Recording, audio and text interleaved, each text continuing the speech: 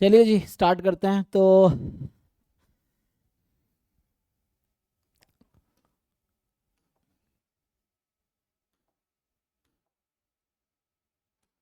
बताइए, इसमें जो भी डाउट है, जो ट्राई करके आप लोग आए हैं, बताइए क्वेश्चन नंबर, जो ट्राई करके आए हैं और जो पूछना है ना। ट्राई करके आए हो सारा पेपर सॉल्व करो, मैं हर रोज ही कह रहा हूँ। 24, 23, 22 जितने नेट के पेपर्स हुए लास्ट 10 साल में, 20 पेपर होंगे कम से कम, है ना। हर साल 2 बार पेपर होता है एक साल में। तो लास्ट 10 ईयर में 20 पेपर्स होंगे। 20 पेपर अगर आप 2-3 बार सॉल्व कर लिए तो एग्जाम में टॉप कर जाओगे, ये है।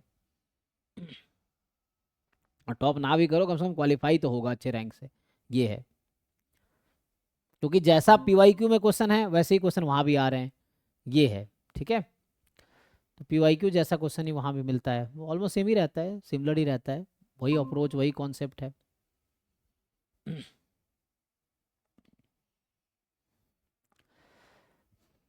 बताइए क्वेश्चंस, बताइए जो भी डाउट है। सर एक मिनट सर, वो एस्टिमेबिलिटी वाला लीनियर पैरामीट्रिक फंक्शन वाला वो एक बार उसका बता देखना दीजिए। पड़ेगा, वो लीनियर मॉडल्स या उससे कुछ रिलेटेड है, मुझे देखना पड़ेगा। फिर बताओ कौन सा क्वेश्चन मैं ट्राई करूंगा, फिर नेक्स्ट क्लास में बताऊंगा। क्वेश्चन नंबर क्या है?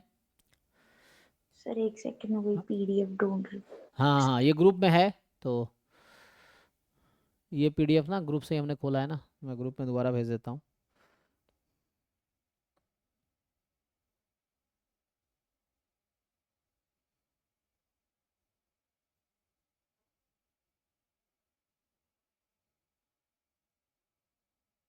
देखो प्रयास वाले में दोबारा भेज दिया, अर्जुना में भेज देता हूँ।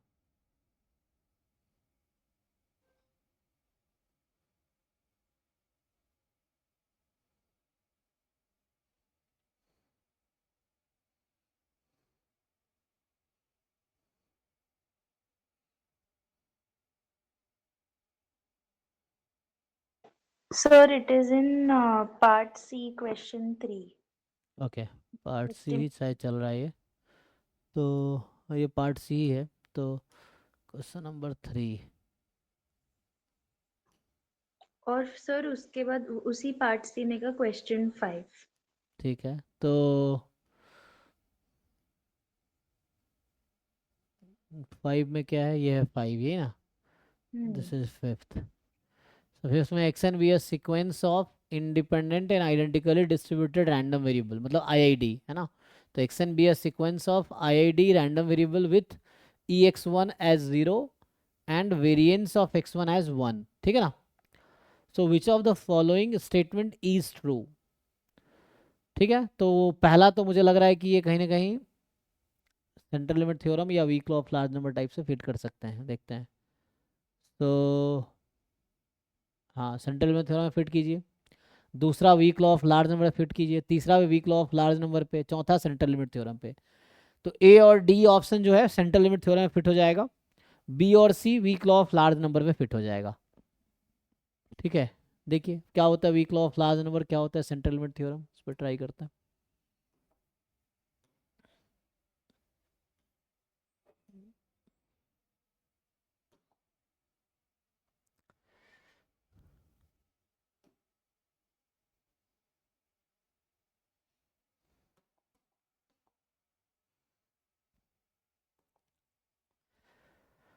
बताइए। तो जैसे अभी हम अगर थर्ड वाले पार्ट की बात करें, तो 1/n summation x i square i from 1 to n converges in probability 2। बताइए जी, weak law of large number क्या कहता है, ये कहाँ कन्वर्ज करेगी? Expectation of X square. जी, एक्सपेक्टेशन ऑफ एक्स स्क्वायर।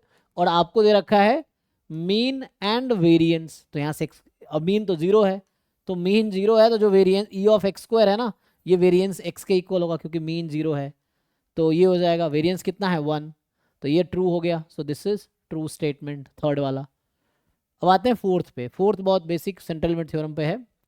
तो इसको अगर हम फिट करने की कोशिश करेंगे सेंट्रल लिमिट थ्योरम पे, तो क्या होता है, ये जो समेसन एक्स आई है आई फ्रॉम 1 to n, इसका एक्सपेक्टेशन कितना होगा 0, क्योंकि ईच एक्स आई का 0 है। वेरिएंस ऑफ समेसन एक्स आई कितना होगा, ये आएगा n। ठीक। तो अब आप यहाँ पे लगाएंगे फोर्थ वाले ऑप्शन में सेंट्रल लिमिट थ्योरम। तो ये जो फोर्थ आपका स्टेटमेंट है कि समेसन एक्स आई, तो इसका मीन है 0 और इसका वेरिएंस है √n, मतलब वेरिएंस है n, तो स्टैंडर्ड डेविएशन रूट n.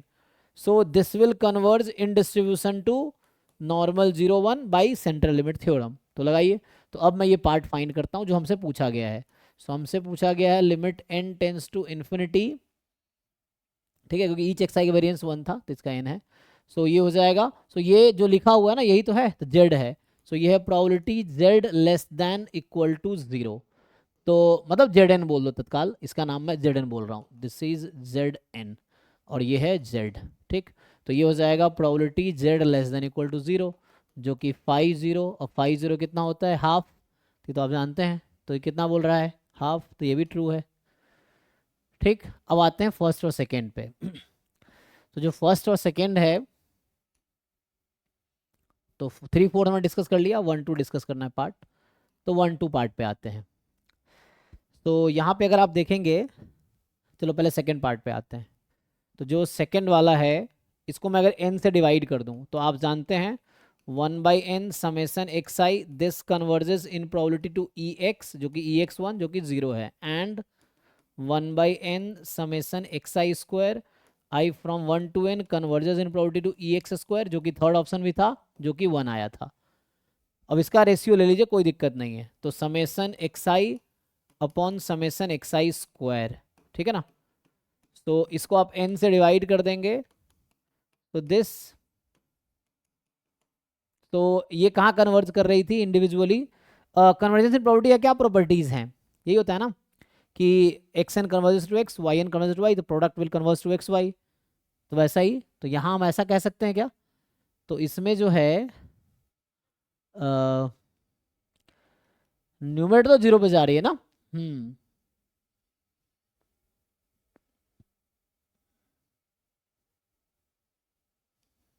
तो कौन सा थ्योरम है वो, जो थ्योरम हमारे पास है. डिवाइड में भी हो जाता है. हाँ, होना चाहिए. तो ऐसे तो 0 है ना, ये तो 0/1, मुझे लगता है ये 0/1 0 हो जाना चाहिए. ठीक है. यस. ठीक है ना. तो ये हो जाएगा. नहीं, एक थ्योरम है ना, क्या नाम था थ्योरम का, जिसमें सम प्रोडक्ट डिफरेंस जो होता है, वो कन्वर्जेंस इन डिस्ट्रीब्यूशन के लिए होता है, वो अच्छा डिस्ट्रीब्यूशन के लिए बताता है वो, है ना. एसएसएलएस की थ्योरम वो हाँ, डिस्ट्रीब्यूशन में. डिस्ट्रीब्यूशन के लिए. प्रोबेबिलिटी के लिए कोई दिक्कत नहीं है, तो प्रोबेबिलिटी के लिए ये अलग अलग कर देंगे तो रेशियो का भी हो जाएगा, कोई दिक्कत नहीं होगा. ठीक है. क्योंकि ये इसका वो होता है ना प्रॉपर्टी कि x n converges in probability to x, so g of x n converges in probability to g x for, क्या होता है जी पे क्या रेस्ट्रिक्शन है, for continuous function g 1 1. Consistent estimator में क्या जरूरत पड़ता है 1 1 का, नहीं, जस्ट कॉन्टिन्यूअस फंक्शन का ना. Invariance property of consistent estimator. तो कंसिस्टेंट में जस्ट हमें कंटिन्यूटी चाहिए, एमएलई में कुछ नहीं चाहिए, बस फंक्शन होना चाहिए. कंसिस्टेंट में जस्ट कंटिन्यूअस होना चाहिए, सफिशिएंट में 1 1 चाहिए. तो ये है, इस प्रॉपर्टी से काम हो जाएगा, इनवेरियंस प्रॉपर्टी से. तो ये ठीक है, तो ये भी सही है सेकेंड वाला. अब आते हैं फर्स्ट वाले पे. तो जो फर्स्ट वाला आपके पास है, ये कह रहा है कि limit n tends to infinity probability this. तो आप अगर डिवाइड कर देंगे इसको,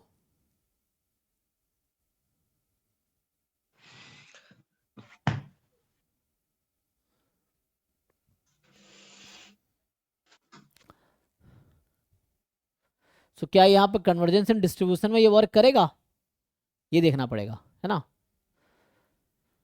वैसे ये 0 है, तो 0 है तो डिफरेंस कहाँ आ रहा है, बस एक रूट एन एक्स्ट्रा है ना वहाँ पे. तो मतलब हम ये जानते हैं ना कि अगर कांस्टेंट पे कोई कन्वर्ज करती है तो डिस्ट्रीब्यूशन में भी कर जाएगी, लेकिन रूट एन है वहाँ पे, तो वो डिफरेंस है.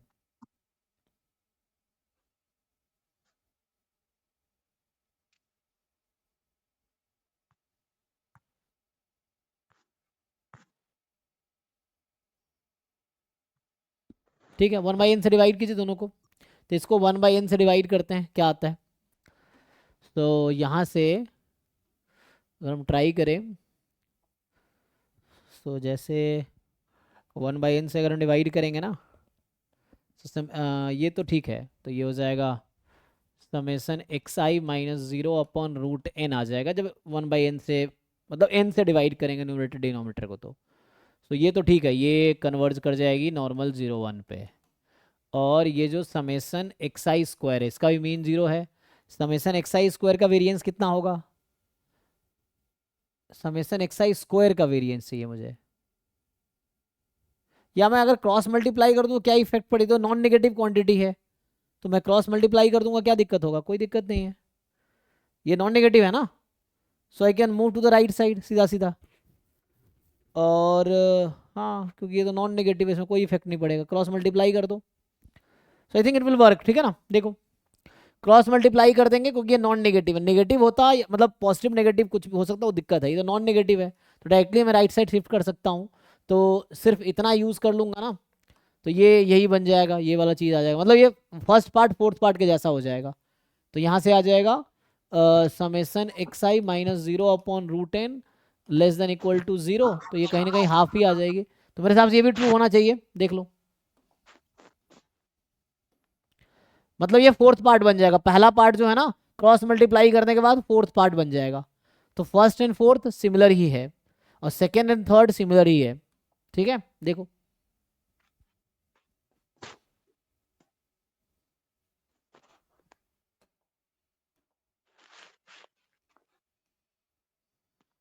अब क्या थर्ड था आपका ये वाला। तो ये जो कह रहा है थर्ड क्वेश्चन कि किनका माइक ऑन है? त्रिवेणी आपका माइक ऑन है जी। तो यहाँ से आ जाएगा consider the two way ANOVA model y i j is equal to mu plus alpha i plus beta j plus epsilon i j, where mu is the overall mean effect, alpha is the effect of the ith level of factor A, bj is the effect of the jth level of factor B, and yi is the response size is the experiment unit, है ना। And this is corresponding error. This which of the following are estimable linear parametric function? So which one is estimable? बताइए, ये one way ANOVA का है ना, sorry to way ANOVA है ना, to way ANOVA का है। So which one is estimable? Which of the following are estimable linear parametric function? I think इसका एक कॉन्सेप्ट है।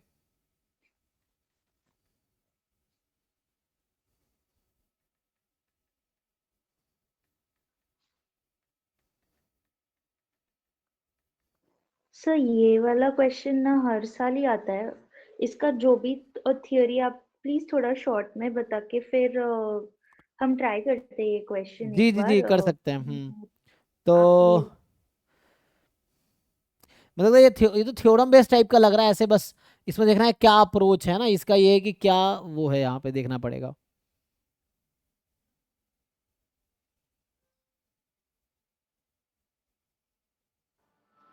सर योगेश सर बताए थे म्यू के कोफिशिएंट को इक्वेट करते हैं बाकी के कोफिशिएंट से समेशन करके।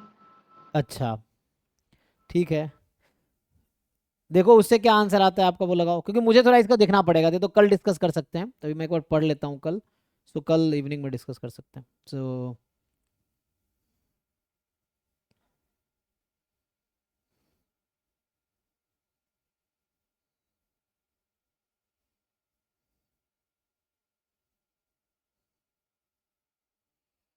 बस इसी में ऑप्शन ये तो होता होगा, बस यहाँ ऑप्शन बदल देता होगा आपको हर साल।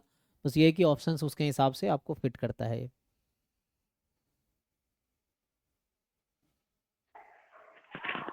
सर आपको बताना था कि हम लोग एनवा टेबल तो पढ़ लिए, एनवा मॉडल, लेकिन एस्टिमेबल वाला टॉपिक क्लियर नहीं हुआ है। इसमें ऐसे क्वेश्चन हम लोग लगा नहीं पा रहे हैं एक भी।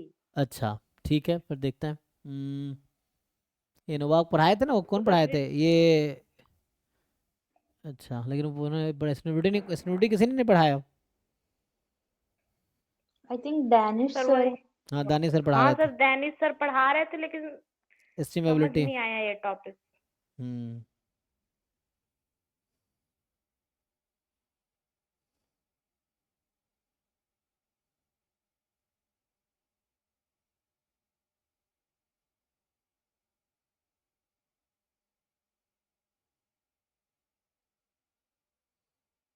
सर 1 आ रहा था आंसर। अच्छा 1 आ रहा था।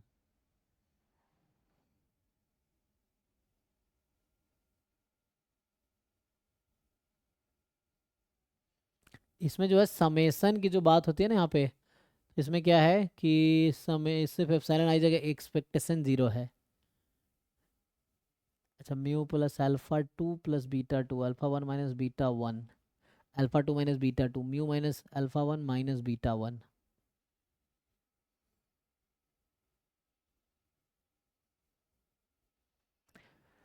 ठीक है, इसका थोड़ा थ्योरी एंड देन इस क्वेश्चन को हम लोग कल डिस्कस करते हैं। सो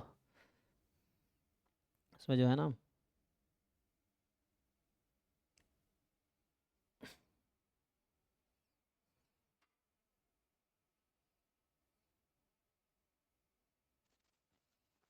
सर वो अगर कल कर रहे तो फिर एक पार्ट सी में क्वेश्चन 41 है, जी जी जी। तो वो हम ठीक है, ऐसे कल जो क्वेश्चन रह गया तो वाला सॉल्यूशन मैंने आज भेज दिया था, समझ आ गया होगा। वो MM1 मॉडल है, क्विंग मॉडल है MM1 जो बर्थलेस प्रोसेस से सॉल्व हो जाता है, तो भेज ही दिया सॉल्यूशन। इसमें क्या 41 इसी में, तो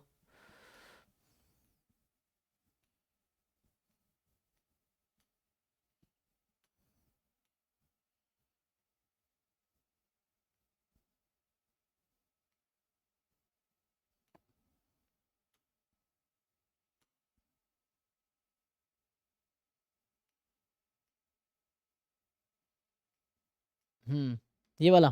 अच्छा, तो ये कह रहा है कि y1 y2 yn भी इंडिपेंडेंट ऑब्जर्वेशंस एंड yi है आपका normal beta xi comma sigma square. ठीक है, तो ठीक है, तो yi में जो एक्सपेक्टेशन है वो बीटा xi है एंड यहाँ सिग्मा स्क्वायर है।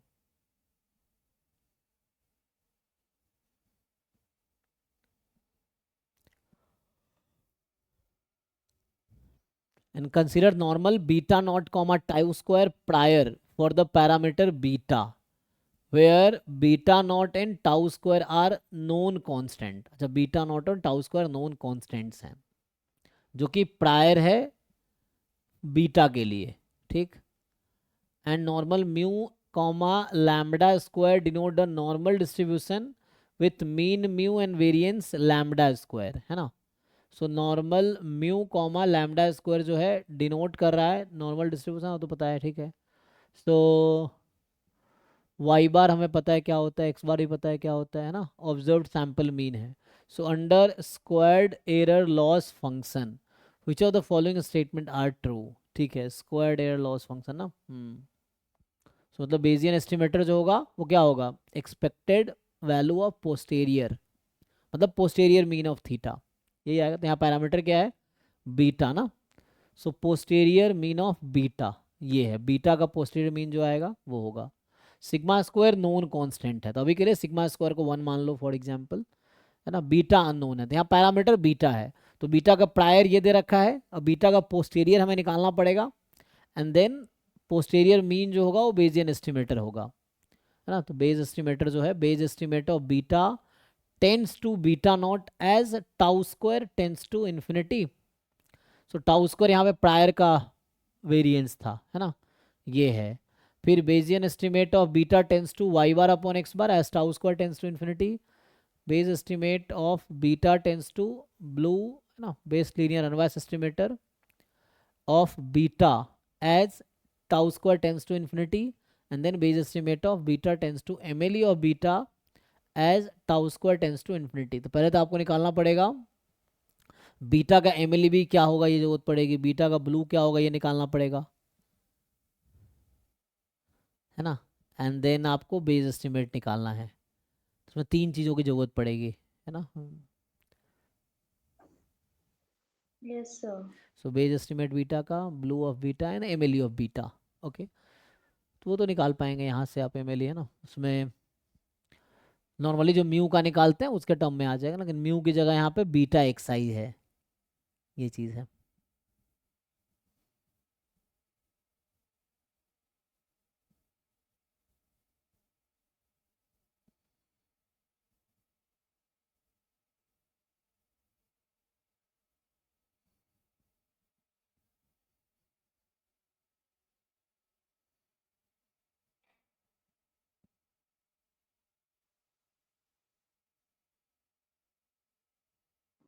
सर मतलब ये क्वेश्चन है ही लेंदी की या इसमें कुछ शॉर्टकट्स वगैरह है, कुछ नहीं हो सकता है, वो आप बेजियन वाली कोई बुक देखेंगे ना तो उसमें आपको थ्योरम्स मिलेगा, जहाँ पे थ्योरम्स रहता है कि गामा अगर प्रायर है तो ये पोस्टीरियर होगा, नॉर्मल अगर प्रायर है तो ये पोस्टीरियर होगा, इस तरह से रिजल्ट्स हैं।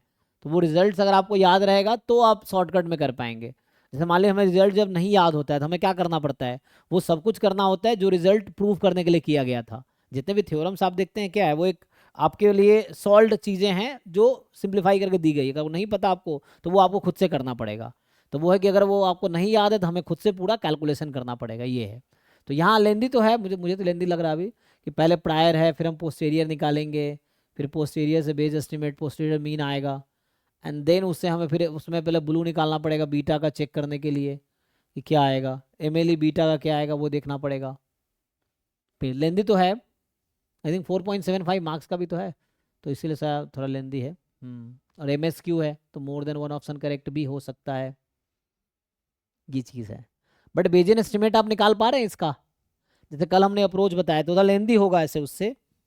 और नहीं तो थ्योरम्स है जो बेजियन एस्टिमेट के कई सारे बुक जो आप स्टैंडर्ड देखेंगे उसमें देखिए कुछ थ्योरम्स मिल जाएगा तो ईजी हो जाएगा। ये प्रायर है तो लाइक्लीहुड टर्म आपको बता रखा होगा क्या आएगा, इस तरह से। तो पहले जॉइंट लिखना पड़ेगा है ना, बीटा का एंड एक्साइज का, उसके बाद पोस्टीरियर निकालिए, फिर पोस्टीरियर मीन निकालिए। पहले तो आपको पोस्टीरियर मीन निकालना है, उसके बाद फिर हमें टाउ स्क्वायर टेंस टू 0 लगाने हैं चारों ऑप्शन में। ऐसे इसमें टाउ स्क्वायर टेंस टू 0 और यहाँ tau square tends to infinity, ये लगाना है। तो आपने ट्राई किया है, निकाले पोस्टीरियर निकला आपसे, पोस्टीरियर जो डिस्ट्रीब्यूशन। मैंने सिंपली पहले वो एमएलई वाला ट्राई किया तो हाँ। वो कुछ सिग्मा स्क्वायर के रिस्पेक्ट में आ रहा था, हम्म तो वो ही ढूंढ रही हूँ, मिल नहीं रहा। इसको देखना पड़ेगा क्योंकि सॉल्व करूँगा तो मुझे भी टाइम लगेगा, काफ़ी लेंदी क्वेश्चन ऐसे लग रहा है ना, एक एक चीज़ निकालना पड़ेगा जो कि टाइम लगेगा। फिर ये बाकी लोग करके देखो सॉल्व भाई, जिन लोगों को आता है बेजियन एस्टिमेशन आपको।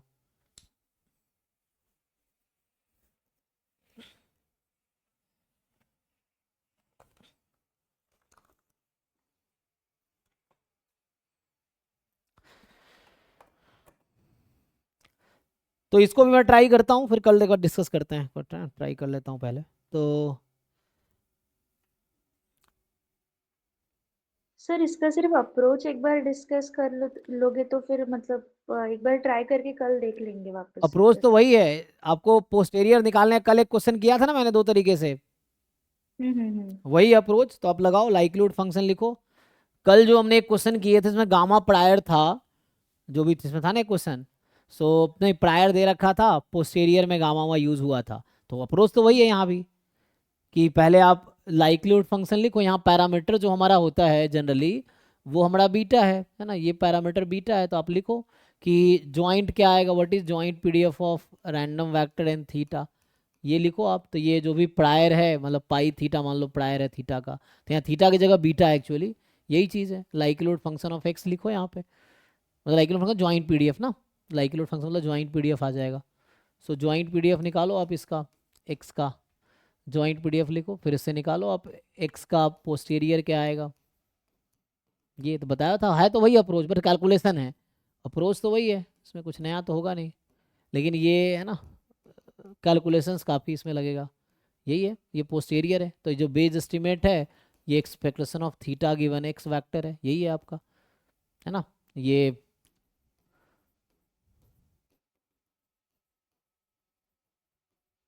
तो ये अप्रोच कीजिए सॉल्व। पर इसमें ना नीचे जो टोटल प्रोबेबिलिटी जो निकाल रहे हैं ना, वो पोस्टीरियर का डायरेक्ट इसकी मतलब डायरेक्ट इसका फॉर्मूला टाइप होता है कि प्रोपोर्शनल में लेते हैं। Pi of theta given X is equal proportional to pi of X given theta multiply by pi of theta.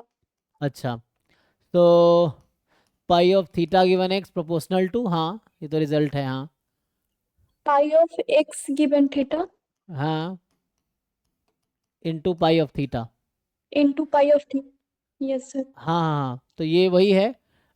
ये जो पाई में लिखा ना पाई थ्री, यही यही चीज़ है जो ये है ना जो बोला इन्होंने, ये चलिए यही है। क्वेश्चन में क्वेश्चन में दे रखा है y एंड x फॉलो कर रहा है normal distribution with parameter beta xi and sigma square. हाँ यस सर। और दूसरा वाला दे रखा है यहाँ पे पाई ऑफ बीटा इसको फॉलो कर रहा है normal beta naught tau square. हाँ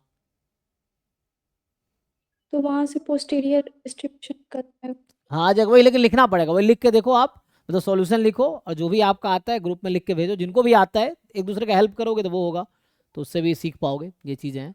तो जिनको भी समझ, जिनको जो भी डाउट्स है ग्रुप में पोस्ट करो, फोटो भेजो ग्रुप में, उसमें क्या कोई ना कोई तुम्हें बता देगा, है ना, हर किसी का अपना स्ट्रेंथ और वीकनेस है, तो जिसको जो आ रहा है वो बता देगा, नहीं तो फिर वो है, नहीं तो फिर हम डिस्कस करते हैं। तो इसका थोड़ा मुझे मतलब सॉल्व करना अभी करूँगा, बहुत टाइम लग जाएगा, तो इसको सॉल्व करना पड़ेगा, ठीक है ना, ये सब चीज़ें थोड़ी नई है, मतलब मेरे लिए भी सर नहीं ये है। हाँ वाले में ना एक चीज मुझे समझ नहीं आया यहाँ पे, जो normal mu and lambda square दिया है ना, वो किसका दिया है वो मुझे समझ नहीं आया।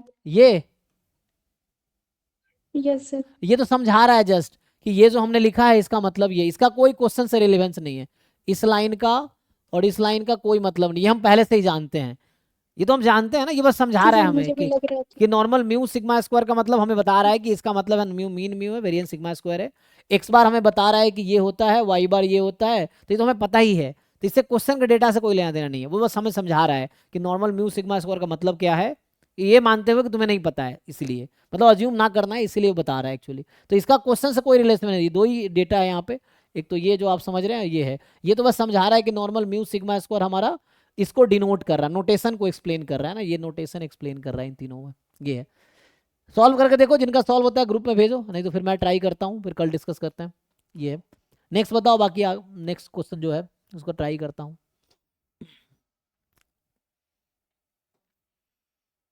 ठीक है ना, मतलब वो टॉपिक जो गेट के बाहर एक्चुअली मेरे लिए भी, क्योंकि जो अभी हम पढ़ा रहे होते हैं ना फ्रिक्वेंट रहते हैं, तो मैं भी इन सब टॉपिक में बहुत ज़्यादा फ्रिक्वेंट नहीं, उसकी वजह ये क्योंकि गेट पढ़ा रहे हैं 3-4 साल से, जैम पढ़ा रहे हैं 4-5 साल से, तो जैम गेट के टॉपिक में कंफर्टेबल हो चुका हूँ, नेट का अभी जस्ट शुरू किया है, लास्ट बैच मैंने अभी, है ना, तो ये समझो दूसरा बैच है नेट का, पिछले साल थोड़े बहुत कराए थे, ये दूसरा, उसमें भी बाकी टीचर का मैंने हेल्प लिया था क्योंकि मेरे पास टाइम नहीं था, तो वैसा है। तो जब प्रोसेस में सीख रहे हैं तो अभी मुझे भी नया है, थोड़ा ट्राई करेंगे फिर कंफर्टेबल यहाँ भी हो जाएंगे, वैसा है, ठीक है ना। तो मतलब थोड़ा ट्राई करना पड़ेगा इसके लिए, मतलब ये नहीं कि अभी सॉल्व करूंगा 10-15-20 मिनट इजी ऐसे ही लग जाएगा मुझे भी, ये है, तो इसलिए मैं पहले सॉल्व कर लेता हूँ फिर देखते हैं।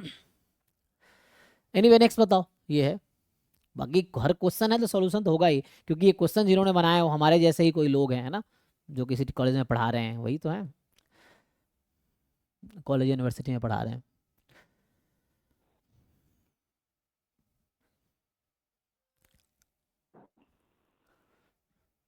सर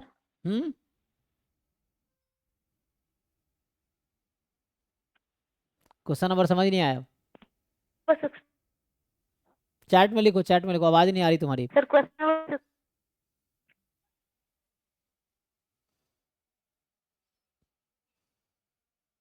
सर पार्ट बी में क्वेश्चन नंबर 17 वो प्रिंसिपल कंपोनेंट एनालिसिस के लिए है। अच्छा देखते हैं, तो अभी देखो जो बच्चे कितनी गेट वाले हैं, मटेरियल का जो बच्चे गेट वाले बच्चे हैं, तो गेट का जो सिलेबस है उसके जो क्वेश्चन है वो तो आपको नेट में होने चाहिए, और नहीं हो रहा फिर उसमें देखिए क्या कर सकते हैं, जो नई टॉपिक है शायद हो सकता है आपको ही पढ़ना पड़ेगा, मतलब जो गेट एस्पिरेंट थे, तो आपने गेट के अगर पूरा सिलेबस किए थे तो गेट का पूरा सिलेबस नेट में भी है, तो एटलीस्ट गेट वाले सिलेबस के क्वेश्चन जो इसमें है वो आपसे होने चाहिए, या वो आप एटलीस्ट करो, वो सीखो कि उसमें क्या है, क्योंकि क्वेश्चन का लेवल यहाँ हाई होगा देन गेट क्वेश्चन पेपर, ठीक है ना। लेकिन बाकी टॉपिक्स आपको पढ़ना पड़ेगा, अगर आप सोचोगे सारे स्टैट्स करेंगे तो उसमें बहुत एफर्ट्स चाहिए उसके लिए, ठीक है ना, ये चीज़ है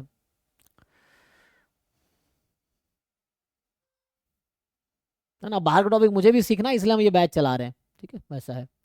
तो ये कौन सा पार्ट चल रहा है, 17 सी पार्ट चल रहा है, बी पार्ट चल रहा है, सी पार्ट चल रहा है, बी चल रहा है शायद, तो 17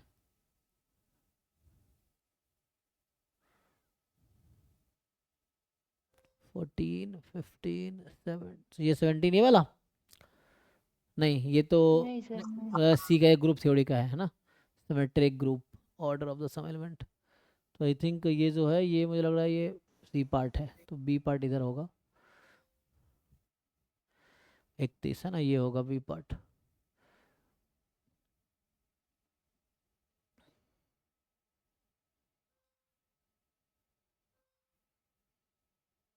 ये पूछ रहे हैं। अच्छा, कह रहे हैं कि x not x one x P be the IID random variables with mean 0 variance 1, ऐसा है जी। तो वाई आई जो है एक्स नॉट प्लस एक्स आई है, जहाँ आई 1 to p है, मतलब y1 है x naught plus x one, y2 है x naught plus x two, y3 है x naught plus x three and so on. The first principal component based on the covariance matrix of y। जो y का covariance matrix होगा उसके according first principal component क्या होगा। देखिए formula based मुझे लग रहा है, तो फर्स्ट प्रिंसिपल कंपोनेंट का रिजल्ट देखो क्या है, उसको अप्लाई करो।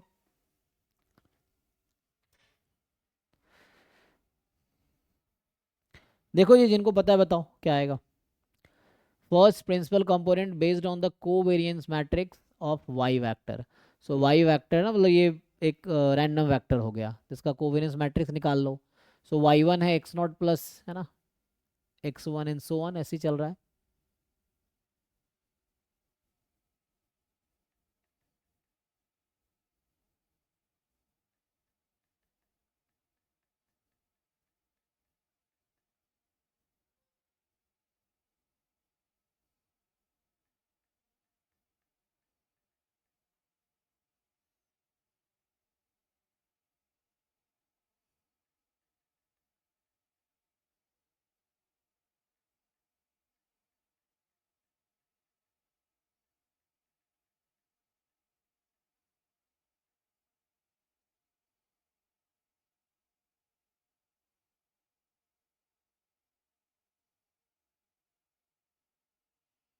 तो बोल रहा है first principal component based on the covariance of y is the eigen vector associated with the largest eigen value of the covariance matrix.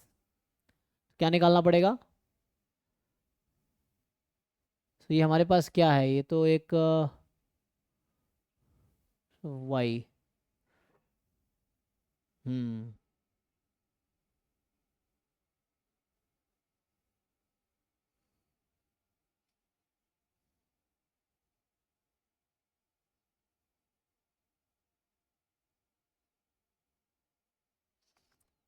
ठीक है ना। ये कह रहा है कि when you calculate the eigen vectors of the covariance matrix, तो ये जो y है आपके पास, इस y के अगर कोवेरिएंस मैट्रिक्स का आप अगर आइगन वेक्टर्स निकालते हो, तो ये कहना चाह रहा है कि the eigenvector corresponding to the largest eigenvalue is considered the first principal component, ऐसा कुछ डेफिनेशन बता रहा है। ठीक है,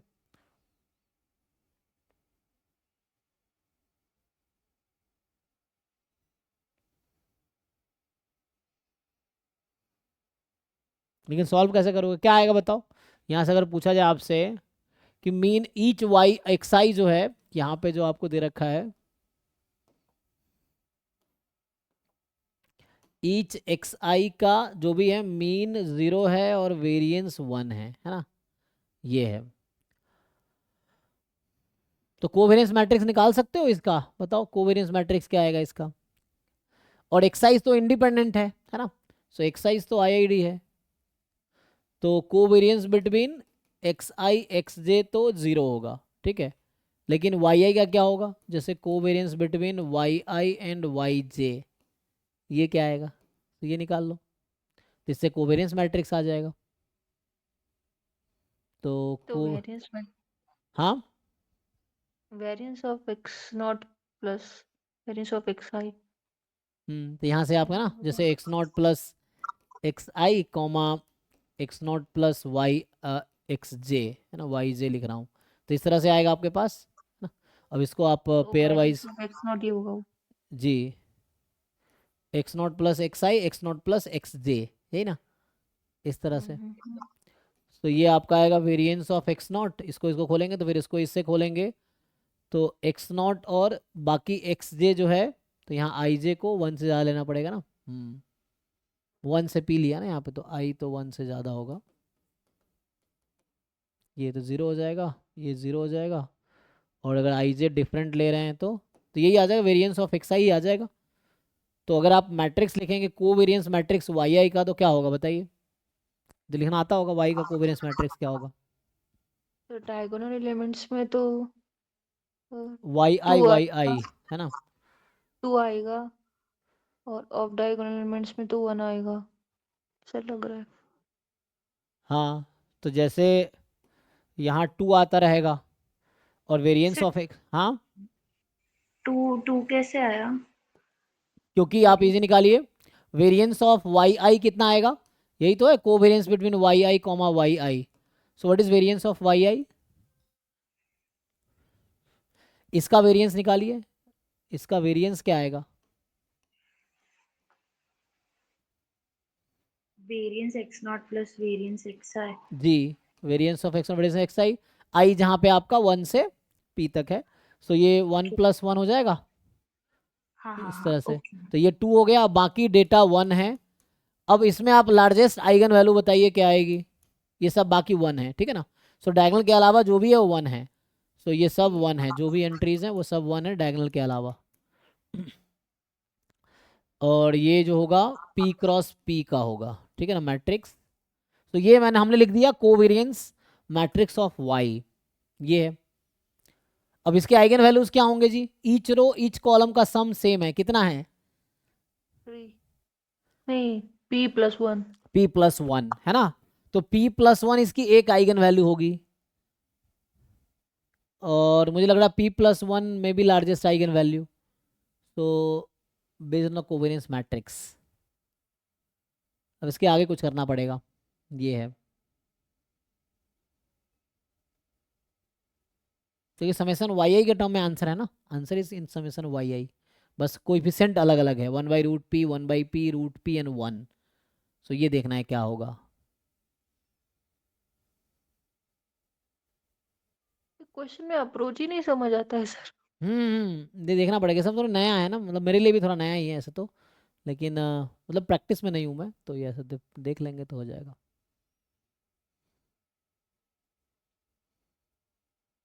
सर आप CSR नेट की टॉपिक्स कब से लेंगे मतलब। अभी एग्जाम दीजिए उसके बाद करते हैं, बाकी क्या क्या टॉपिक रह गया है।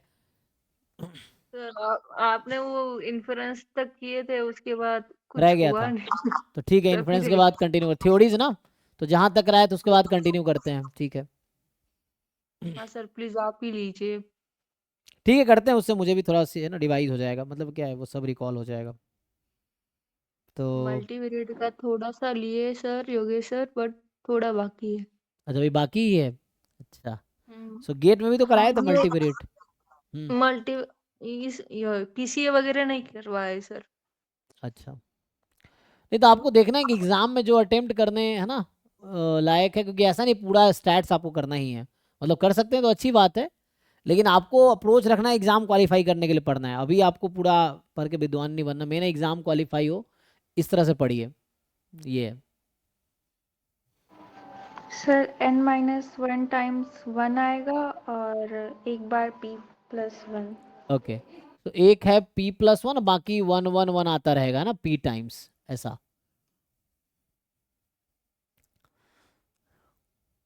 वो तो कुछ फिक्स है ना, वो p को कुछ फिक्स करके आप देख सकते हैं इजीली, तो उस तरह से आ जाएगा। तो लार्जेस्ट आइगन वैल्यू यहाँ पे तो p+1 ही आएगी, सो p+1 के करस्पॉन्डिंग आइगन वेक्टर क्या होगा इसका,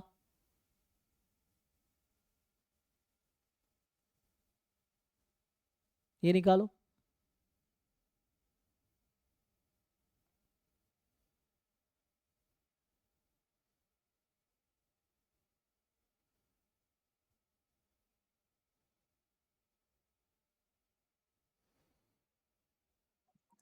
सर यहाँ पे p का वैल्यू फिक्स कर देंगे तो नहीं होगा? हाँ कर सकते फिर हैं ना, कुछ मान लीजिए 2 या 3 कुछ रख लीजिए, तो उससे इजी हो जाएगा कैलकुलेशन, क्योंकि क्यों p के लिए करेंगे, यू फिक्स p = 2 या 3, कुछ ऐसा फिक्स करके इजी हो जाएगा।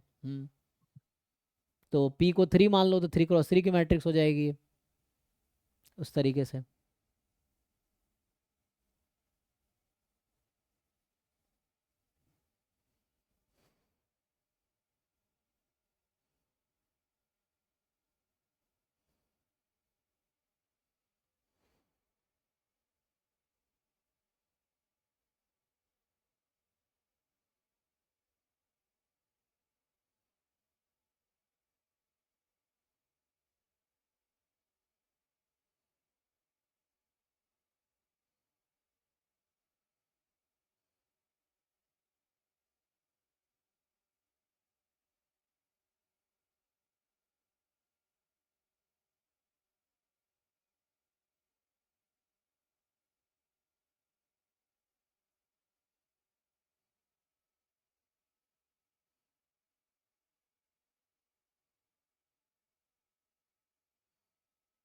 क्या आइगन वेक्टर निकाल पाएंगे आप लोग? क्या करेंगे आइगन वेक्टर के लिए?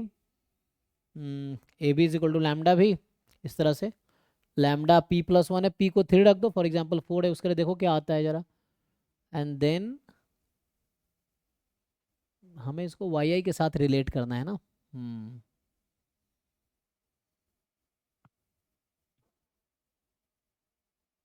ऐसे कोई रिजल्ट बेस्ड क्वेश्चन लग रहा है ऐसे तो, इतना कैलकुलेशन में भी तो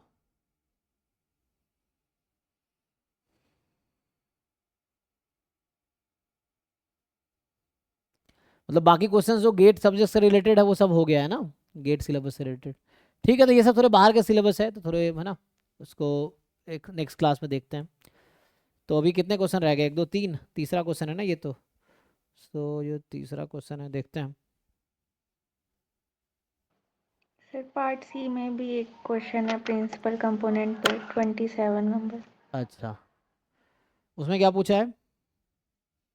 सर ये प्रिंसिपल कंपोनेंट थी। अच्छा, यही पूछा है वहाँ भी। तो वही है, देखो 4-5 PYQ सॉल्व करोगे आपको समझ आ जाएगा कौन से क्वेश्चन टॉपिक से ज़्यादा फ्रिक्वेंट क्वेश्चन आ रहे हैं, तो उस तरह के क्वेश्चन आप कर सकते हो जिससे थोड़ा एग्जाम में बेनिफिट हो। अगर आप सब कुछ जानने की अभी कोशिश करेंगे बहुत डिटेल में तो बहुत टाइम लगेगा आपको एग्जाम निकालने में, ठीक है ना। तो आपको देखना है कि इनमें से, जैसे बार बार कह रहा हूँ कि 200 मार्क्स के अटेम्प्ट करना है, आप किस तरह से किस टॉपिक अटेंड करोगे, किसको छोड़ोगे वो आप डिसाइड कर लो, है ना। वो चीज़ें हैं, तो जिसको छोड़ना है उसको पढ़ने की ज़रूरत ही नहीं है, इस तरीके से।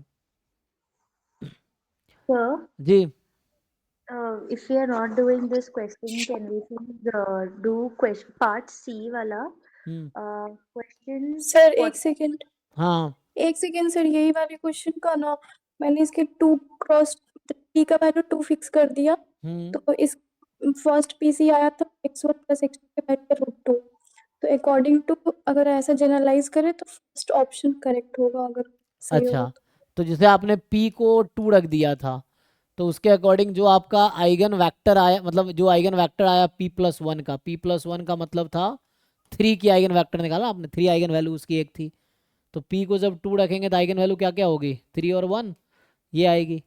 Yes sir. तो 3 की आइगन वेक्टर कितना मिला आपको?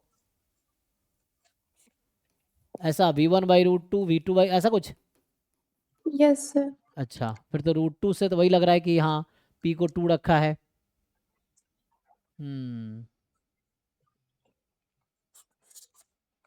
तो ऐसा कुछ आ जाएगा, फिर ए आ जाएगा। आंसर की देखो क्या है जी, ऐसा कुछ है फर्स्ट ऑप्शन, तो मे भी फर्स्ट ऑप्शन हो जाएगा फिर, है ना। वो तो वही कहता है कि आपको जो कोवेरिएंस मैट्रिक्स निकालने हैं और राजस्ट आइगन वेक्टर वैल्यू ढूंढना है, फिर उसका आइगन वेक्टर देखना है उसके अकॉर्डिंग।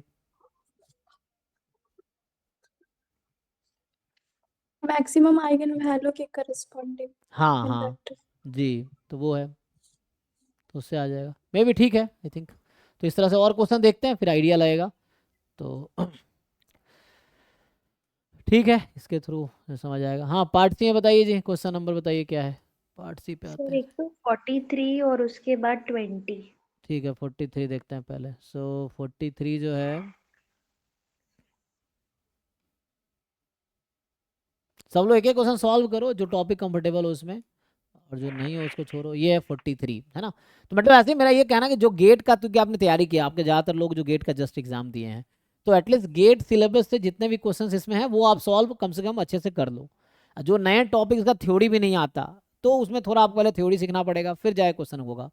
बिना थ्योरी पढ़े क्वेश्चन करना मुश्किल है, ठीक है ना, क्योंकि जब तक आपको डेफिनेशन थ्योरम्स नहीं पता होगा मुश्किल है। चलिए इसको ट्राई करते हैं। सर हाँ हाँ ये ठीक है। सर बिफोर वी बिगिन, इसका जो पार्ट 2 है ना, क्योंकि हाँ क्या है, ये CRLB पे बेस्ड पूछता ही है कहीं ना कहीं से, तो जी क्रेमर और लोअर बाउंड के लिए ऐसा कुछ शॉर्टकट तो मुझे कहीं यूट्यूब पे मिला नहीं, तो उसमें तो वही लॉन्ग कट पूरी प्रोसीजर होती है। तो मतलब, है क्या कुछ उसके अलावा? Is there any other way to do हाँ, क्रेमर? नहीं आई थिंक ये करना ही पड़ेगा क्योंकि जो फॉर्मूला डेफिनेशन वही लगाना पड़ेगा। Cramer Rao lower bound for the variance of unbiased estimator of theta is this, तो CRL भी यहाँ कैलकुलेट करना है, तो कैलकुलेट तो करना ही पड़ेगा आई थिंक, तभी होगा। लेकिन यहाँ इतना डिफिकल्ट नहीं होगा मुझे लगता है ना, इतना डिफिकल्ट तो नहीं, एक्सपोनेंशियल है ना, ऐसा कोई शॉर्टकट नहीं, आपको कैलकुलेट ही करना पड़ेगा डेफिनेशन से, जो डेफिनेशन उसका है ना, थीटा का है ना, तो 1 अपॉन क्या होता है फाई थीटा साई थीटा जो भी है information function, so expectation of negative of double derivative वही करना पड़ेगा, ठीक है। डेफिनेशन मतलब जो है वो डेफिनेशन सही करना पड़ेगा। किस पार्ट में डाउट है आपको इसमें? सर एक तो वही था कि वो CRLB का वो फुल लेंथ प्रोसीजर करना पड़ेगा, और फिर बाद में ये जो फोर्थ पार्ट है कंसिस्टेंट एस्टिमेटर है या नहीं देखना है।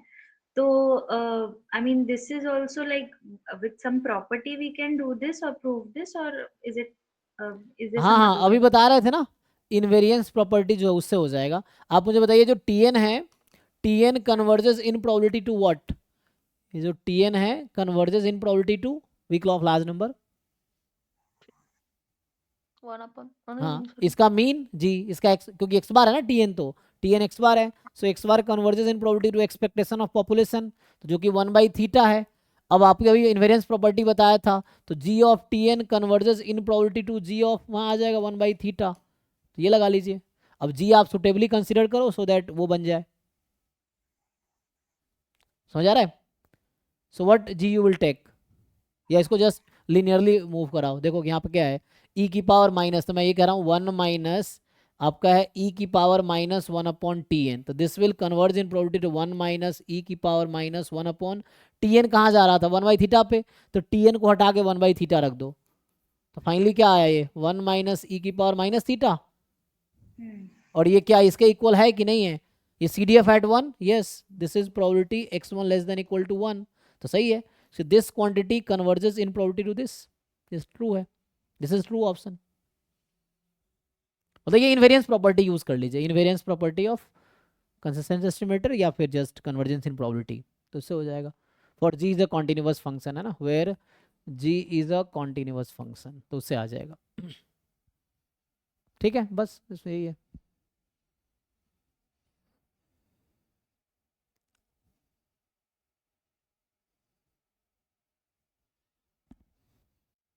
ओके जी, तो इस तरह क्वेश्चंस कर लो, क्योंकि ये सब गेट में भी जैम में भी इस तरह क्वेश्चन आते हैं, है ना, तो ये सब आप लोग कर लोगे, तो नेट में भी आते हैं, तो जो बाहर के।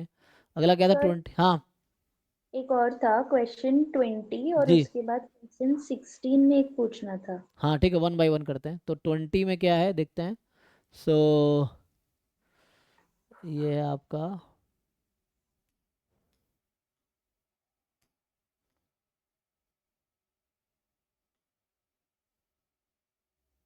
कहाँ आ गए हम लोग, ये आ गए 19 पे, है ना, तो ये है 20।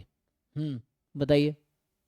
सर यहाँ पे मेरा क्वेश्चन ये था कि जब भी ऐसा लेट्स से डिपेंडेंट रेंज है ना, जैसे कि x और y दोनों का कंबाइंड रेंज दिया है, हम्म तो क्वेश्चन ये था कि इंडिविजुअली x और y का रेंज कैसे डिटरमाइन करते हैं?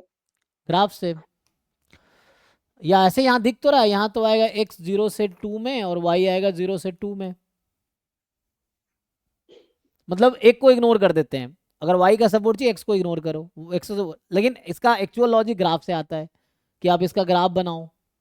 सो ये x इज इक्वल टू 0 जो कि y एक्सिस है, x is equal to y जो कि ये है, y इज इक्वल टू 2 जो कि ये है। सो ये आपका रीजन है। अब आपको ये सोचना है कि you take projection on X axis, तो when you take projection on X axis, ये पॉइंट है 2,2, तो ये 2 पे आएगा। सो आपको x की लिमिट लेनी है, तो देखो एक्स एक्सिस पे प्रोजेक्शन क्या आ रहा है, तो 0 से 2 जो कि मैंने यहाँ लिखा है। इसी रीजन का प्रोजेक्शन आप y एक्सिस पे लो, तो ये 0 है, यहाँ 2 है, तो 0 से 2, तो यही आएगा। सर बट वैसे करने से वो क्वेश्चंस नहीं ना हो रहे, तो वहाँ पे तो एक तो y को या तो फिर आप x से 2 लेना पड़ रहा है, या फिर x को आप 0 to y लो, नहीं नहीं, वैसे तो कर। यहाँ हम मार्जिनल की बात कर रहे हैं, जो आपने कहा है that is for the marginal one, ठीक है ना, not for the conditional. Marginal में x के मार्जिनल y का कोई लेना देना नहीं है, तो y नहीं आएगा। y के मार्जिनल में x का कोई लेना देना नहीं, तो y x नहीं आएगा। लेकिन कंडीशनल में इंटरफेरेंस रहेगा, जैसे आप अगर इसकी बात कर रहे हैं, so it will create difference, क्योंकि y 1 है, तो यहाँ y क्रिएट करेगा प्रॉब्लम, तो x को यहाँ 0 से 1 में लेना पड़ेगा आपको। तो इसका जो 0 से 1 सपोर्ट आएगा, मतलब x गिवन y बराबर 1 का जो PDF होगा, उसके सपोर्ट ये होगा उसका। यहाँ y को मैंने 1 रखा है, ठीक है, तो ये आएगा। जैसे अब और गिवन है नहीं, गिवन होता तो जब कंडीशनल है, so this will make difference. So ये y को 1 यहाँ रखना पड़ेगा आपको। तो नाउ इट इज, सो आपको गिवन है ना कि y 1 है, तब y बराबर 1 की लाइन आप ड्रॉ करोगे। So this will restrict your sample space to this only. So यहाँ 1 आ गया, तो आपको x सिर्फ 0 से 1 में लेना पड़ेगा। ये है। ओके। हम्म सर फिर वो थर्ड वाले ऑप्शन में कैसे करेंगे, या फिर थर्ड तो आसान even- है। आप ये इवेंट है, ये क्या बोलते हैं इसे, ये तो एक इवेंट है।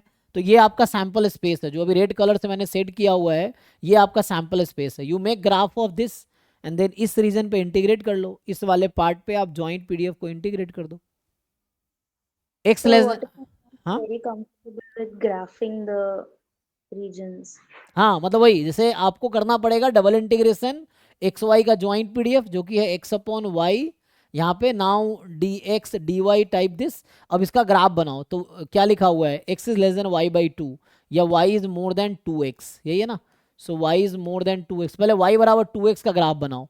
तो x को 1 रखोगे, वाई 2 हो जाएगा। So this is the line y is equal to 2x, ऐसा कुछ होगा जी। अब आपको देखना है किस साइड, इसके राइट साइड लोगे या लेफ्ट साइड लोगे। तो you just check one testing point ले लो, कोई पॉइंट, जैसे यही 2 2 है, 2 2 रख के देख लेते हैं। So 2 more than 4, 2 more than 4, this is false. False का मतलब है कि वी डोंट, हमने इसको चेक किया तो इस साइड नहीं इस साइड, तो आपको यहाँ पे प्रोबेबिलिटी निकालना है। सो दिस पार्ट का अगर मैं कलर चेंज करूँ, so you have to find probability of this region. ये जो है ना ब्लैक वाला, इस पे इंटीग्रेट करना पड़ेगा आपको, जो थर्ड पार्ट है उसका, ठीक है। So you integrate over this region, तो इस पे इंटीग्रेट कर लो। और ये जो लाइन है y is equal to 2x है ना, ये x इज इक्वल टू 0 था, ये y इज इक्वल टू 2 था। So integrate over this black region, तो थर्ड पार्ट करने के लिए इस ब्लैक वाला रीजन पे इंटीग्रेट कर लीजिए। तो सर वहाँ पे रेंज क्या लिखेंगे x और y हाँ का? देखिए, अब तो मैं अगर dx dy लिख रहा हूँ वहाँ, for example you can write dy dx और you can write dx dy। तो अगर मैं dx पहले लिख रहा हूँ तो मैं x के पैरेलल एक स्ट्रिप बनाऊंगा, तो यहाँ x है 0 और यहाँ पे x है y बाई 2, क्योंकि ये लाइन है 2x बराबर y, तो x है y बाई 2, तो 0 से y बाई 2। अब ये स्ट्रिप बनाया हॉरिजेंटल हमने, अब देखेंगे y एक्सिस पे कितना कंट्रीब्यूशन है इसका, तो y यहाँ 0 से लेकर 2 तक है, तो यहाँ होगा 0 से लेकर 2 तक। अब इसको इंटीग्रेट कर लो। सर ये ग्राफिंग मेथड ही एक मेथड है क्या to get the correct range? ऐसे यहाँ से लॉजिकली देखते तो यहाँ से ही पता चल जाता आपको कि x 0 से y बाई 2 एंड y 0 से 2, जो भी पॉसिबल है। ग्राफिकल में तो ग्राफिकली ही करना पड़ेगा और कोई शॉर्टकट नहीं है। So you have to make graph, joint है ना तो ग्राफ बनाना पड़ेगा, ओके है ना। तो इस तरह क्वेश्चन सब लोग कर पाएंगे। मैं फिर से कह रहा हूँ, जो क्वेश्चन नेट में गेट सिलेबस का है वो आप लोगों को अच्छे से आना चाहिए। जो गेट के बाहर का टॉपिक्स अगर वो नहीं आता तो सीखने का टाइम, मतलब सीखना पड़ेगा आपको। अदरवाइज ये सब तो आपने गेट में पढ़ा है, तो ये सब क्वेश्चंस अच्छे से कर लोगे तो ये भी वहाँ हेल्प करेगा ना, ये चीज़ है। तो मतलब इस जो भी गेट सिलेबस के क्वेश्चन नेट में है तो वो आप सॉल्व कर सकते हो पहले, एंड बाकी टॉपिक्स नहीं आते पहले सीखो फिर सॉल्व करो। ये नहीं बिना पढ़े सॉल्व कर रहे, तो उसमें सब पहले पढ़ना पड़ेगा आपको, है ना। सेम मेरे साथ भी है, क्योंकि मुझे जो टॉपिक मैं फ्रिक्वेंटली नहीं पढ़ाया हूँ तो मुझे भी देखना पड़ेगा, ये चीज़ है। सर एक क्वेश्चन 16 का है, वो कॉन्फिडेंस इंटरवल रिलेटेड। सो इसमें क्या है, ये 20 था इसी में, 16 हाँ जो पार्ट सी में 14 है ना, ये सब मेथड ऑफ मोमेंट एस्टिमेटर है। तो ये सब तो सब लोग कर पाएंगे, अगर ये सब नहीं कर पाओगे तो मतलब मुश्किल है। मतलब बाकी सबको कह रहा हूँ मैं, 16 यही है। हाँ सर, यहाँ पे मुझे पूछना था कि कल जैसे आपने वो लॉजिक बताया था ना कि maximum of x1 x2 less than 1 है, तो उसको हम लिख सकते हैं कि प्रोबेबिलिटी नहीं नहीं नहीं, दो चीज़ें, एक minute. Maximum of x1 comma x2 जो है मोर देन 1 है, तो if and only if maximum less than 1 बोला था, क्या बोला था, मैक्सिमम लेस देन, हाँ मैक्सिमम लेस देन 1 होगा तो क्या होगा, इसका मैक्सिमम लेस है, दोनों होगा। So if and only if x1 less then 1 and x2 less than 1, और लिखा होगा minimum of x1 x2 more than 1, ठीक है। तो if and only if x1 more than 1 and x2, हाँ जी हाँ ठीक है, ये लिखा होगा कल, ठीक है। आगे बताइए। तो what I wanted to ask was कि can we use this same logic here? Because एक तो यहाँ पे मतलब मेंशन नहीं किया है कि x1 x2 x3 का क्या रिलेशन है, मतलब we'll assume that they're independent, right? नहीं नहीं, कोई दिक्कत नहीं है, इंडिपेंडेंट अज्यूम नहीं करेंगे। इंडिपेंडेंट अज्यूम क्यों करना, लिखा तो है इंडिपेंडेंट। रैंडम सैंपल का क्या डेफिनेशन है, random Yes. Sample means IID random variables, so independent है, x1 x2 x3 are independent. तो can we use the same logic here? हाँ हाँ, इन चारों पार्ट में आप ये यूज कर सकते हो, in all But 4 parts. one more question I had was ये मतलब x1 लेस देन 1 या x2 लेस देन 2 का कुछ ऐसा कंडीशन तो मतलब कैसे कुछ दिया नहीं है ना नहीं नहीं, कि यहाँ कुछ भी कोई भी कांस्टेंट हो सकता है, not just one, here it is any hmm, constant, it will not make difference.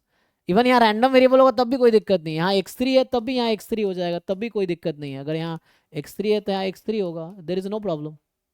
Okay so यहाँ पे नेसेसरीली कोई ऑर्डर स्टैटिस्टिक यूज करने ना का ना ना, जरूरत ये मैथमेटिक्स का फॉर्मूला है, इसको स्टैटिस्टिक्स से कोई लेना देना नहीं है। हम ABC लिख सकते थे, ABC कांस्टेंट, तो ये मैथमेटिक्स का सिंपल लॉजिक है, इसे स्टैटिस्टिक्स से कोई लेना देना नहीं इससे है। So instead of writing x आप AB के टर्म में लिख सकते हो कि है ना, मिनिमम ऑफ AB जो है वो मोर देन C है या लेस देन C ना, मिनिमम वाला मोर देन होगा। एक मिनट, तो इसको ना याद रखना पड़ेगा किस में क्या आता है, तो साइंस है ना, दिक्कत होता है। So minimum of AB is more then C if and only if A is more then C and B is more then C। ये तो मैथमेटिक्स का रिजल्ट है, मैक्स मीन का, जैसे एडिशन सब्ट्रैक्शन मल्टीप्लिकेशन वैसे ही मैक्सिमम मिनिमम ऑपरेशन है, तो इसका स्टैटिस्टिक्स से कोई लेना देना नहीं है इसको, है वहाँ हम इसको यूज़ कर रहे हैं। तो जो मैक्सिमम है वो लेस देन C है, so if and only if A is less then C and B is less then C, तो ये आप कहीं भी यूज़ कर सकते हो, एनीवेयर विदाउट रेस्ट्रिक्शन, ठीक है, ये चीज़ है। Okay sir. ये मैक्स मीन फंक्शन मैथमेटिक्स का है, इसको ऑर्डर स्टैट से कोई लेना देना नहीं है। तो इससे आ जाएगा।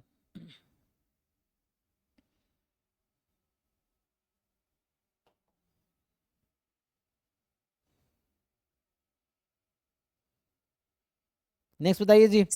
सर ये हजार्ड फंक्शन दे रखा है ना RT। कहाँ पे? यहाँ पे, हाँ, x1 x2 x3 random sample है कॉन्टिन्यूस से जिसका CDF है FT। हाँ हाँ ठीक है, PDF 1 हजार्ड फंक्शन है, फेलियर रेट फंक्शन ना। तो F0 0 है, मतलब ठीक है, FRT 1 है। हाँ, so then which the following statement are true, वो तो आ जाएगा उससे, अब सॉल्व करके देखो आगे क्या आता है।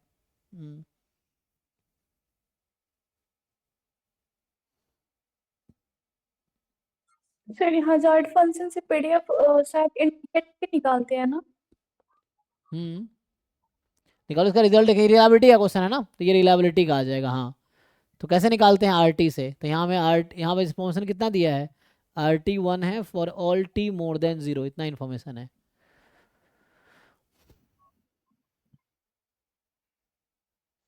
सर अगर RT1 दिया है तो हम फंक्शन एक्सपोनेंशियल विथ मीन 1 मान सकते हाँ, हैं। वो तो सॉल्व भी कर सकते हो वैसे तुम अगर चाहो तो, जैसे अगर याद है ठीक है, नहीं याद है तो यहाँ से आ नहीं जाएगा। तो कौन सेटिस्फाई करेगा इसको, RT 1 एक्सपोनेंशियल मान सकते हैं या जो भी रिजल्ट है तुम्हारे पास FT है ना। सो यहाँ से क्या, अगर इसको हम देखें, सो ये FT क्या, CDF होता क्या है, 1 माइनस इंटीग्रेशन 0 से T है ना, FU DU बराबर FT, यही है। इस तरह से इसको अगर डिफरेंशिएट करके PDF निकाल सकते हो, तो इसको डिफरेंशिएट कर लो, आई थिंक एक्सपोनेंशियल आ जाएगा, सही कह रहे हो आप। इसको डिफरेंशिएट करो T के रेस्पेक्ट में, मैं प्रूव कर रहा हूँ, ठीक है ना उसको, सो जस्ट प्रूविंग, ये रिजल्ट है हालांकि जो बता रहे हैं लोग, मैं प्रूव करके दिखा रहा हूँ। सो इसको डिफरेंशिएट करो T के रेस्पेक्ट में, तो यहाँ हो जाएगा 0, डिफरेंशिएशन इसको करते हैं T के रेस्पेक्ट में। So when you differentiate it, तो यहाँ 1 का डेरिवेटिव 0 माइनस ये हो जाएगा FT है ना, और मतलब वो Lagrange rule of differentiation under integral sign का जो रूल है उसके अकॉर्डिंग, माइनस F0 है ना। सो एनीवे F0 CDF 0 0 है, और ये कितना आ जाएगा, यहाँ आ जाएगा F'(T).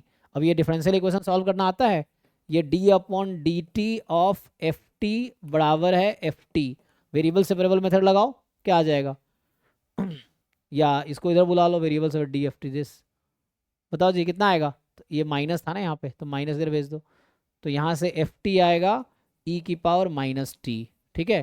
तो मतलब जो x रैंडम वेरिएबल है वो एक्सपोनेंशियल विथ λ1 आ गया, ठीक है। तो ये प्रूव कर दिया हमने, जस्ट चेक करो, डिफरेंशियल को सॉल्व करना आता है, DFT upon this log FT बराबर -t होता, तो log हो जाता e⁻⁻t आ जाता डिफरेंशियल इक्वेशन। तो ये प्रूव कर दिया कि जब r को हमने 1 रखा तो ये r जब 1 होगा तो एक्सपोनेंशियल विथ मीन 1 या रेट 1 आ गया। तो जो x का डिस्ट्रीब्यूशन है इसमें x1 x2, तो यहाँ क्वेश्चन में आपके पास x1 x2 is IID exponential 1 दे रखा है। ठीक है, ये है आपके पास। ओके जी, Sir. देख हाँ हाँ हाँ सर बस एक दो और क्वेश्चंस है। पार्ट सी में ना there is a question number 47, उसका एक ऑप्शन 2 में से सर इसका ऑप्शन 3 और 4 थोड़ा बता दीजिए। हाँ, वही कह रहा था ना अभी। तो इसमें ये आ जाएगा ना, इसको ओपन कीजिए। तो इसको जब ओपन करेंगे तो क्या आएगा 3, अगर आप देखेंगे so minimum of x1 x2 जो है लेस देन 3 है। ठीक है, सो अगर 3 की बात करें तो mean of x1 x2 less than x3, वो रिजल्ट देखो, रिजल्ट किसके लिए था, तो इसका जो मिनिमम मोर देन करना पड़ेगा, तो मोर देन करने के लिए 1 माइनस कर देते हैं। सो 1 minus probability minimum of x1 comma x2, ये आ जाएगा मोर देन x3। अब इसको हम फर्दर ब्रेक कर सकते हैं, तो आ जाएगा मिनिमम जो है वो इससे ज़्यादा है ना, तो दोनों ज़्यादा होगा। तो ये 2 नंबर का मिनिमम इससे ज़्यादा है, तो ऑब्वियसली जो दूसरा वाला है तो मैक्सिमम है उसका, तो वो ऑब्वियसली ज़्यादा होगा इससे। सो ऐसे आप याद रख सकते हैं, कॉमा ये हो गया, वो रिजल्ट यूज़ किया जो हमने लिखाया था अभी। और ये x1 x2 x3 इंडिपेंडेंट है ना। अब आपको ये देखना है x1 more than x3 comma x2 more than x3, तो इसको अगर आप फिट करेंगे तो क्या बनेगा,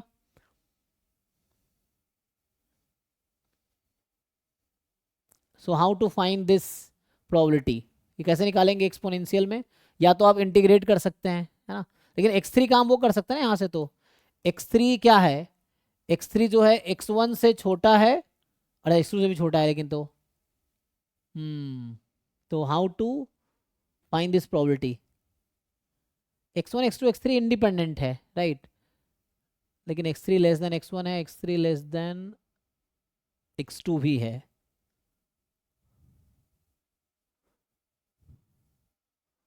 सो प्रोबेबिलिटी कैसे निकालोगे बताओ। सर प्रोडक्ट तो नहीं हो जाएगा, इंडिपेंडेंट है तो। x1 x2 x3 are independent, लेकिन हाँ यहाँ से सारा इसमें exponential x1 x2 x3 exponential follow कर रहा है, हाँ तो ये वाला तो प्रोडक्ट में आ जाएगा, तो फिर उसका इंटीग्रेशन कर लो आगे, इंटीग्रेट करके डायरेक्ट इसके आगे निकाल इंटीग्रेट सकते हैं। करोगे तो क्या आएगा, तो यहाँ से 1 माइनस, अब ये कितना आएगा, ये तो x1 वो है ना IID है ना, ये तो IID है, तो x1 मोर देन हाफ हो जाएगा, ये हाफ हो जाएगा। यहाँ पे क्या क्या पॉसिबिलिटीज था total, minimum of x1 x3 जो है मिनिमम x1 x2 दोनों से, तो मतलब x3 is less then x1 less then x2 and x3 is less then x2 less than x1, इस तरह केस हो सकता है। इसके करस्पॉन्डिंग में बात कर रहा हूँ, इस इवेंट के करस्पॉन्डिंग क्या क्या इवेंट्स बनेगा, यही बनेगा, या तो है ना x1 लेस देन x2 होगा, वो x से ज़्यादा होगा, या ऐसा होगा, दो ही पॉसिबिलिटी, क्योंकि x3 छोटा है मिनिमम से, तो जो मैक्सिमम होगा उधर होगा। ठीक है, तो ये तो ऐसा कर लो आप, अगर ये नहीं आना चाहो इस रास्ते से, so you can do this thing कि ये प्रोबेबिलिटी यहाँ से निकाल सकते हो, इसकी प्रोबेबिलिटी निकाल लो और इसकी प्रोबेबिलिटी निकाल लो, ये आ जाएगी।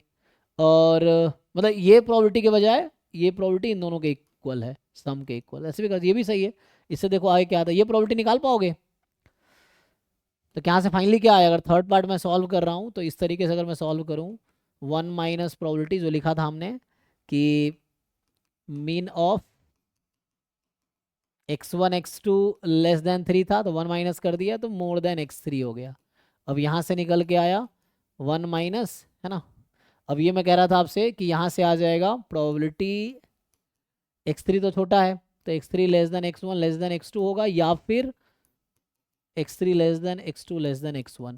अब ये प्रोबेबिलिटी कैसे निकालोगे बताओ, ये पार्ट निकाल पाओगे, तो बेसिक प्रोबेबिलिटी क्या है, जो प्रोबेबिलिटी होती है एक्सपोनेंशियल में कैसे निकलेगी प्रोबेबिलिटी, तो इसका जो आंसर होगा ये देखो, मुझे लगता है किसी भी कॉन्टिन्यूअस के लिए ट्रू होता है ये, तो ये तो एक्सपोनेंशियल हो या कोई भी हो उससे कोई फर्क पड़ेगा, एक्सपोनेंशियल की जरूरत तो यहाँ पड़ेगी बस इन दोनों में, यहाँ तो आंसर हर डिस्ट्रीब्यूशन के लिए सेम ही आना चाहिए। तो मुझे लगता है इसका आंसर जो आएगा ना, वो याद है ना जैम में इस तरह के क्वेश्चन आते थे, गेट में भी आते हैं कि मान लो लेस देन का चक्कर है, तो 3 numbers can be arranged in 3 factorial veg, तो 6 टोटल पॉसिबिलिटी होगी, उसमें से एक ये होगा, तो it is 1 out of 6, 1 out of 6, so 1 minus 2 out of 6, 4 out of 6, 2 2/3 true है।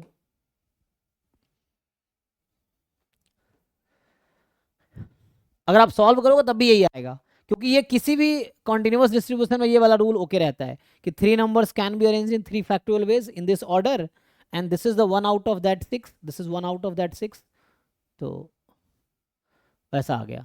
तो ये आ गया। सिमिलरली फोर्थ वाला, फोर्थ तो और आसान है क्योंकि इसी का तो वो है ना मैक्स है यहाँ पे बस, तो x3 इसके मैक्सिमम से ज़्यादा है ना, मैक्स, तो यहाँ आ जाएगा कि x3 मैक्सिमम ज़्यादा है ना, तो x3 दोनों से ज़्यादा होगा, तो यहाँ भी ऐसे ही है, x3 more than x1 more than x2 या x3 more than x2 more than x1। इसका कितना 1/6 1/6 2/6 1/3, ये भी सही है उसी लॉजिक से, तो ये 2/6 मतलब 1/3 हो गया। और यहाँ पे जरूरत पड़ेगी एक्सपोनेंशियल की, इस वाले पार्ट में आपको एक्सपोनेंशियल की जरूरत पड़ेगी, तो ए बी पार्ट में ही जरूरत पड़ेगी कि x1 x2 एक्सपोनेंशियल है, IID एक्सपोनेंशियल 1, और जो वहाँ पे हम अलग अलग कर रहे थे वहाँ थोड़ा सोचना पड़ेगा कि दोनों टर्म में x3 है तो वो इंडिपेंडेंट होगा तभी ऐसा कर पाएंगे। प्रोबेबिलिटी ऑफ ए इंटरसेक्शन भी p a into p b तभी होगा ना जब ए बी इंडिपेंडेंट होगा।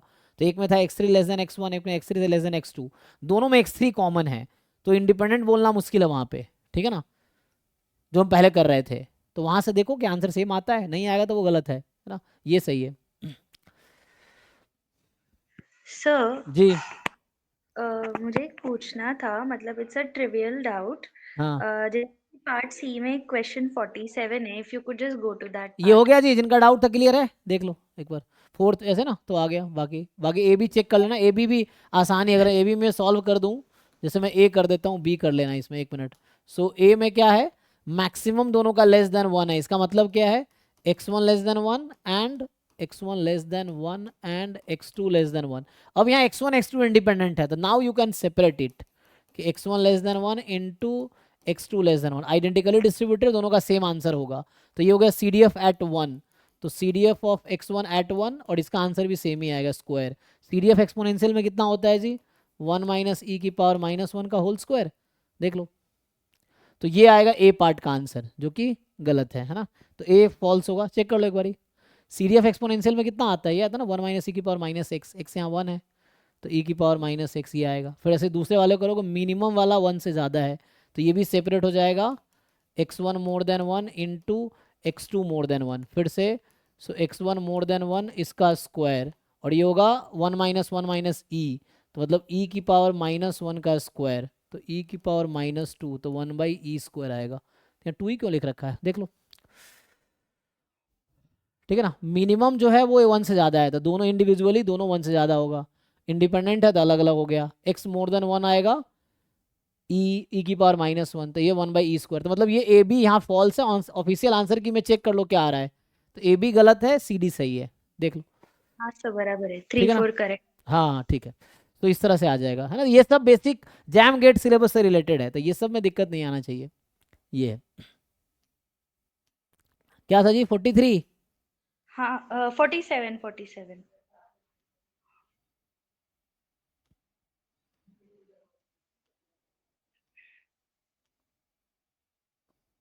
5 6 7 जी। सर एक मेरा ट्रिवियल सा डाउट है यहाँ एकदम। अभी देखो, हमको ये पता होता है ना कि एडिटिव प्रॉपर्टी ऑफ नॉर्मल से हम कह सकते हैं कि दो वेरिएबल्स को ऐड करेंगे तो उनका नॉर्मल ही होगा विथ उनका means added and variance is added, right. तो अभी यहाँ पर मुझे बस ये पूछना था, हाँ इंडिपेंडेंट यहाँ पे दिया है, x and y are independent और उनका मीन्स दिया है, तो मैंने ना क्या गलती किया कि 2x का जो डिस्ट्रीब्यूशन है वो मैंने कैलकुलेट किया as normal with mean 4 and variance 8, जो कि गलत है। 2x का होगा नॉर्मल, 2 इंटू 2 4, 4 इंटू 4 16, हाँ गलत है ना, क्योंकि वेरिएंस ऑफ 2x कितना होगा, 4 time variance of x and 4 time 4 is 16, या हाँ, तो बट सर फिर मैंने ना आई वाज जस्ट थिंकिंग कि फिर वो additive property of normal distribution से हम x प्लस एक्स का normal distribution with mean 2 + 2 4 and variance 4 + 4 8 ऐसे क्यों नहीं लिख सकते? तो एक्स एंड एक्स इंडिपेंडेंट थोड़ी है, आज एक्स एंड एक्स आर अच्छा नॉट इंडिपेंडेंट। अच्छा ओके, बस वही ना तो वो एक कोवेरिएंस टर्म आगे आ जाएगा, उससे आ जाएगा। हाँ हाँ सर, बस वही था, फिर वो हो गया बाद में। वो इंडिपेंडेंट के लिए है, तो x and x are not independent, x तो एक्स पे डिपेंड ही कर रहा है डायरेक्टली, तो ये है। ओके हाँ हाँ, थैंक यू सर। जी थैंक यू। बाकी सॉल्व करके आओ इस पेपर में पूरे, आप मैं फिर से कह रहा हूँ कि 400 मार्क्स के अटेम्प्ट ना करके आप 200 मार्क्स का देखो, क्योंकि कुछ बच्चे होंगे सोच रहे होंगे सारे क्वेश्चन मुझसे क्यों नहीं हो रहे, सारे करने ही नहीं एग्जाम में आपको। तो आपको देखना है जो भी स्कीम है पेपर का, स्कीम के अकॉर्डिंग प्रिपरेशन करो, कि पहले स्कीम में 20 में 15 करने हैं, दूसरे में 40 में 25 करने हैं, तीसरे में 60 में 20 करने हैं। तब तुम भाई 60 में, सी सेक्शन में 60 क्वेश्चन है, 60 है, आपको 20 चूज करने हैं किसके करो, उसमें लीनियर भी है, रियल भी है, स्टैटिस्टिक्स भी है, और बाकी और भी है, group theory, complex analysis and all that, ODPD and सब है। लेकिन आपको देखना ना 60 में 20 कौन से अटेम्प्ट करोगे, तो वो 20 सेलेक्ट कर लोगे, प्रोबेबिलिटी के हो गया, रैंडम वेरिएबल हो गया, एस्टिमेशन हो गया, टेस्टिंग हो गया। अब आगे आपको लगता है प्रिंसिपल कंपोनेंट कर सकते हो तो वो करो, है ना, रिग्रेशन है, मल्टीवेरिएट है, जिस टॉपिक आपको लगता है आप कंफर्टेबल हो उसकी तैयारी करो, है ना, क्योंकि एग्जाम में कम टाइम है। तो वो पीवाईक्यू जब 4-5-10 पेपर सॉल्व करोगे, so you will get idea कि आपसे क्या होने वाला है और क्या आपको एग्जाम में करना चाहिए। Instead of preparing for 450 marks, जो कि एग्जाम 445 मार्क्स का है ना, तो उसकी प्रिपरेशन थोड़ी करनी है, आपको 200 मार्क्स की प्रिपरेशन करनी है। So you just select 200 marks question according to the given scheme, है ना। पूरे 450 मार्क्स की तैयारी नहीं करनी है आपको, जो पेपर 450 मार्क्स का है पूरा, ये पूरा पेपर अगर आप देखो 450 मार्क्स का है ना, 445 exactly, but you don't have to prepare for 440 marks. आपको 200 मार्क्स की तैयारी करनी है, आपको देखना पड़ेगा जब पीवाई को सॉल्व करो, आपको खुद देखना पड़ेगा किस टॉपिक के कितने क्वेश्चंस आ रहे हैं और आपको कितने करने चाहिए किस टॉपिक से, जो आ रहा है उसको तो गलत नहीं होने चाहिए, है ना, जो बेसिक्स मैं फिर कह रहा हूँ गेट के सिलेबस वाले क्वेश्चन कोई गलत नहीं होने चाहिए, भूतना भी अच्छे से कर लोगे तो नेट निकल जाएगा, ये है। एनीवे ट्राई करके आओ, जो रह गया वो कल डिस्कस करते हैं, और बाकी ट्राई करके आओ जो है, ठीक है, नहीं तो फिर नेक्स्ट पेपर पे लेंगे। तो ये 2024 का पेपर है, इसको अच्छे से बैठ के सॉल्व करो, 200 मार्क्स के क्वेश्चन आप खुद से अटेम्प्ट करो, एंड देन उसमें जो डाउट है वो डिस्कस करो, ठीक है। तो कल की क्लास इसी को देता हूँ, उसके बाद फिर 2023 मतलब इसके बाद जो आप पेपर भेजोगे तो आप लोग ग्रुप में भेजो क्या डिस्कस करना, वो मैं ट्राई करूंगा अपने लेवल पे जो मुझसे हो पाएगा, ठीक है, ये है, ठीक है ना। जैसे ये सब क्वेश्चन भी दिख रहा है, तो 11th-12th का क्वेश्चन ऐसे जैम में भी आते हैं, बाय द वे ऐसे दिख गया, तो ये सब तो ऐसे इजी सा क्वेश्चन लग रहा है ना, तो ये सब भी तो कर सकते हैं, ये 11th-12th और ये JEE या जैम गेट में भी है ये सब टॉपिक, तो ये सब भी आप अटेम्प्ट कर सकते हो, तो पढ़ोगे तो आपको समझ आएगा। तो एग्जाम्पल लेके ये सब जैसे दिख रहा है जो क्वेश्चन हमें, सो मैथ्स के भी बहुत सारे पार्ट कर पाओगे, ये सब मिनिमल ये सब भी कर सकते हो इजीली, है ना। सो वही बोल रहा हूँ, यू डिसाइड कि कौन से टॉपिक के 200 मार्क्स आपके पूरे हो जा रहे हैं, उसकी तैयारी करो, इसलिए 10-20 पेपर बैठ के भी सॉल्व करो लास्ट के कुछ दिनों में, और इससे एग्जाम निकल जाएगा, ठीक है। चलिए फिर आज यहीं स्टॉप करते, अगर नहीं है कुछ तो बाकी लोग सॉल्व करके आइए, फिर नेक्स्ट पेपर डिस्कस करेंगे 2023 वाला, है ना, ये 24 का चल रहा है। चलिए अभी के लिए थैंक यू।